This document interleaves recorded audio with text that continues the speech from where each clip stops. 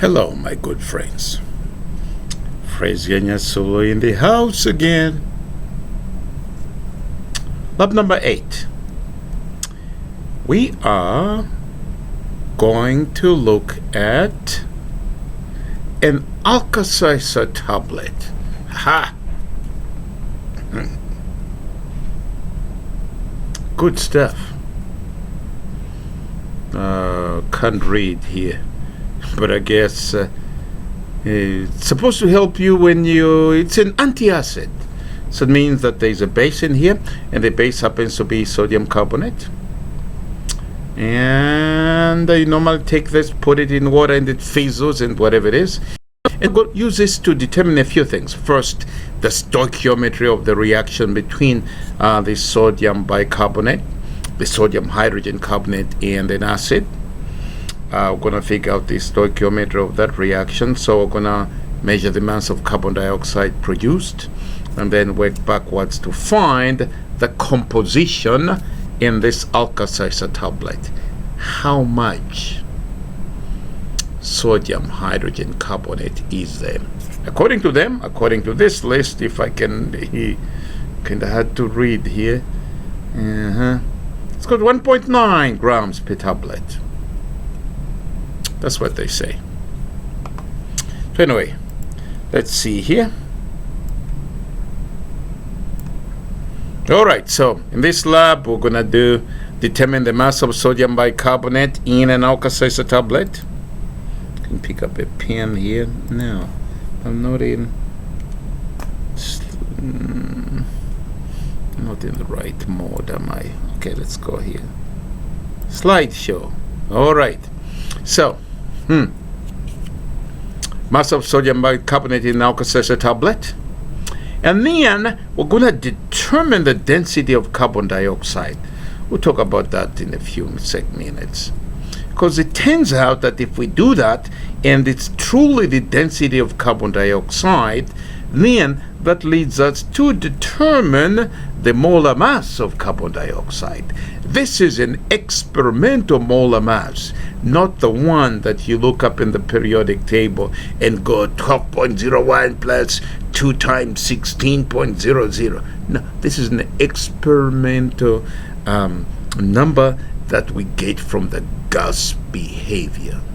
And then we're going to determine the ideal gas constant. That R thing. All right. So how does that go? So there it is. The purpose there. Yes. 1, 2, 3, 4. Yeah, sure. Moving right along. Alka tablet has sodium bicarbonate. So the sodium bicarbonate. Let's see if we can pick up the pen now. Pointer options. So here's what we're interested in. There's all kinds of other stuff in the Alka tablet. I want to tell how much of this there is. That's a base. So in order to determine it, we're going to add an acid. The Alka tablet actually has citric acid in it, and so that's why when you put this in water, a tablet in water, it fizzes on its own without any additional acid.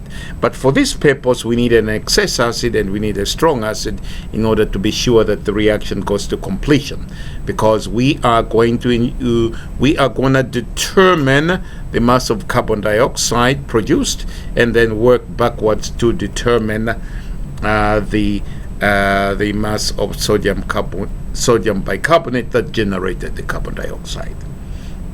So if we want to do that, then we want an excess of acid. Why? So let's look at this. In this case, you compare this with that, it turns out that there isn't enough of the citric acid. But if we add a strong acid such as HCl, then it reacts preferentially before the weak acid, citric acid. And if we add an excess of it, then the stoichiometry works. We can determine the mass of carbon dioxide. If we do that, we can calculate the moles of carbon dioxide. Grams carbon dioxide to moles carbon dioxide. Then you go to the balanced chemical equation and use it to go from moles carbon dioxide to moles sodium bicarbonate. Yeah, that one there. And then from moles sodium bicarbonate to grams sodium bicarbonate. So, stoichiometry, there it is. Grams to moles to moles to grams. Moles to moles is based on the balanced chemical equation.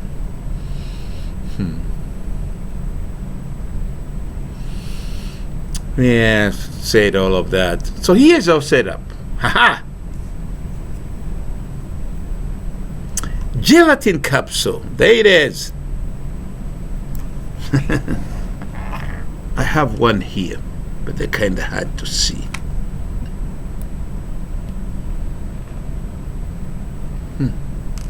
There is the picture. Kind of clear. You can look inside. So we're going to load our crushed Alka tablet in there. So if we weigh the tablet, the gelatin capsule beforehand, and afterwards we know the mass of the Alka sample that we put in there. Then we're going to take a test tube and put in about an inch worth of 6 molar HCl. An inch is about that much. Yeah. So suppose this is HCl. It isn't now. This is Pepsi actually. Anyway, if this were HCl, 6 molar HCl, then what we're going to do then is, remember, we're looking for the mass of carbon dioxide. We weigh the tablet, we weigh the gelatin capsule empty, we weigh the gelatin plus the Alka. Then we're also going to weigh the test tube and its contents. Okay? Just the test tube and the 6 molar HCl and the stir bar. We'll actually put a stir bar. You can see a stir bar in there. We're going to weigh that. And then this is water here. I'm going to fill this up to water that level where it's full. And then I'm going to take this test tube with the 6 molar HCl and put it in there. And close this. Now remember, this says water sort of to the top there. And so when the reaction occurs, carbon dioxide is produced. And so there's no way to go but push out the water. And so this water level will go down, and there is the squirt. So just wait until the reaction is done.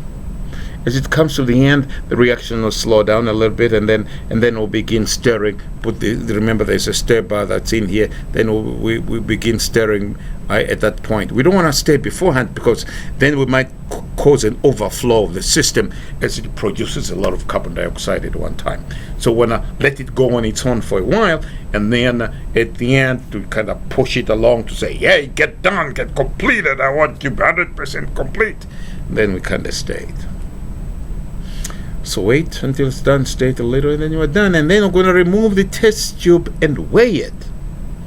The difference in mass will equal to the mass of carbon dioxide. That's the only thing that left the house.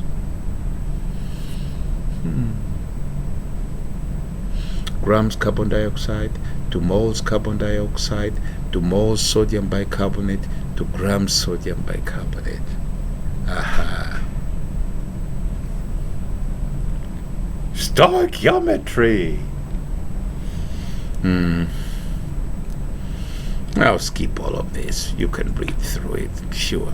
I've talked about it already. In a whole lot more exciting fashion. Grams to moles to grams here. Same story always. Stoichiometry. Yeah.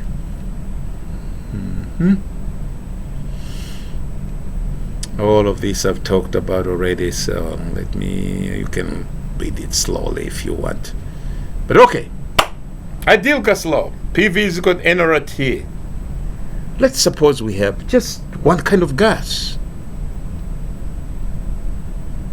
Hey, carbon dioxide. Then this N can be m over molar mass. Sure.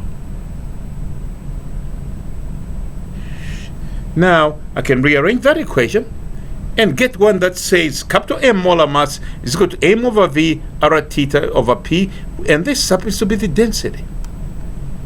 Now you know. But you did know already. If you can determine the density of a gas accurately, then the ideal gas law allows you to modify that gas law, allows you to determine what the molar mass of that gas is. So just determine the density of the gas in grams per liter, and then with that you'll have the molar mass of the gas. So molar mass of carbon dioxide, experimental, based on density of the gas.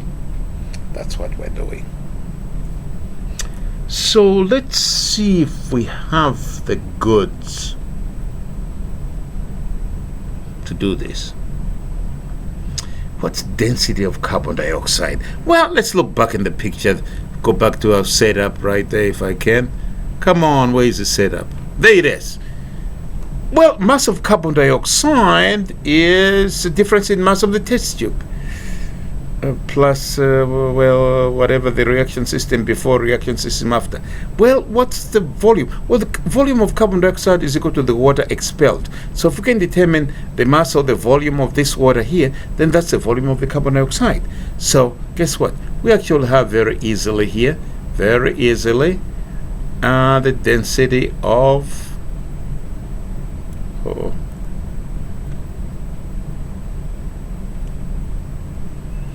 there it is. We can determine the density of the gas, carbon dioxide, grams per liter, and that allows us to calculate the experimental molar mass. Here we expect it to be close to 44. Moving right along.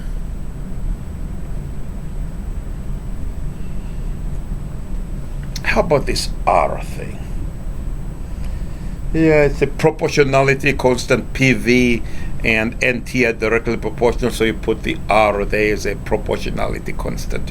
And so how do you get R? Of course, R, a proportionality constant, is determined experimentally. So, can we determine R from our measurements? Take the ideal gas law, so for R, and you get this. That's easy. Now, in our experimental setup, do we have pressure? Well, really, the pressure of the atmosphere is equal to the pressure of whatever is in here, plus a small differential that results from this height. It's really small. So, the pressure of carbon dioxide in here, when it squirts stuff out and stops squirting, at that point we have an equilibrium or a balance between the inside and the outside. So we're just going to measure the outside. Plus a small correction for the difference in heights of the water levels. Volume, well, we talked about that. It's the volume of carbon dioxide equal to volume expelled. Temperature, well, you can take it as room temperature, or you can measure the temperature as you open that squirt bottle there. And the moles, how do we find the moles of carbon dioxide? Well, you know the grams of carbon dioxide, so you can find the moles of carbon dioxide. And then R is equal to PV over NT. Probably one of my best experiments. Why? It's one of a few experiments where I can say I killed 3 birds with 1 stone. 3! Not 2, but 3. We used to do these 3 experiments separately before. The data wasn't as good as it comes out here. So not only is the data much better in this setup, but we managed how to kill 3 birds with 1 stone. And if you ask me, that's a great day. Now, so that is the setup again. Well, procedure, well, I've talked about this already. Things to watch out for: don't stir with a little stirrer in the test tube. Don't stir until much of the reaction is gone. If you observe an overflow in the test tube, stop. The experiment has failed, and you need to repeat it. All right, so quite easy to set up for this experiment. You can actually do 2 or 3 runs in parallel. Set this one up, set another one up, set another one up, yeah, why not? Of course, I trust you keep track of what belongs to where, otherwise in trouble. But otherwise, a nice, clean, easy lab to do. Safety, be careful with HCl. The HCl that you'll be adding to the test tube is pretty concentrated, and so wear gloves or handle that with care.